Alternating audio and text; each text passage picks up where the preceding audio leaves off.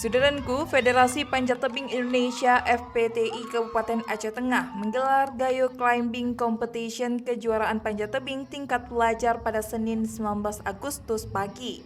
Acara ini berlangsung di lapangan panjat tebing Musara Alun dan diikuti oleh 42 peserta dari berbagai sekolah tingkat SD, SMP, dan SMA se-Kabupaten Aceh Tengah dan Bener Meriah. Ketua Panitia sekaligus pengurus FPTI Aceh Tengah, Riswandi, menjelaskan bahwa tujuan acara ini yaitu dalam rangka memeriahkan Hari Ulang Tahun Republik Indonesia ke-79 serta sebagai seleksi untuk mencari bibit-bibit atlet panjat tebing yang akan datang. Kegiatan ini merupakan yang kedua kalinya diadakan di Aceh Tengah setelah sempat vakum selama 4 tahun akibat pandemi COVID-19 dan berbagai faktor lainnya. Riswandi juga mengungkapkan bahwa tujuan utama dari kompetisi ini adalah mencari bibit atlet baru.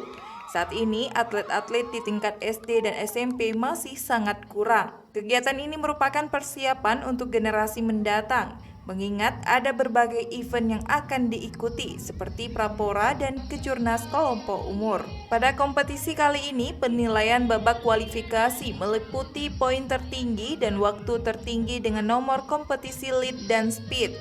Di sisi lain, melalui kompetisi ini ia berharap akan muncul atlet-atlet baru yang mampu berkompetisi pada berbagai jenjang, baik regional maupun nasional. Menurut Riswandi, saat ini belum ada tempat panjat tebing di Bener Meriah dan mereka masih berada di bawah naungan FPTI Aceh Tengah.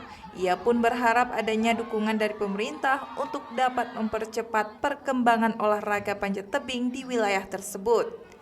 Pasalnya, cabang olahraga ini telah terbukti sukses, terbukti dengan menorehkan di berbagai prestasi yang salah satunya telah mengirimkan 4 atlet mewakili Aceh dalam PON Aceh Sumut September 2024 mendatang.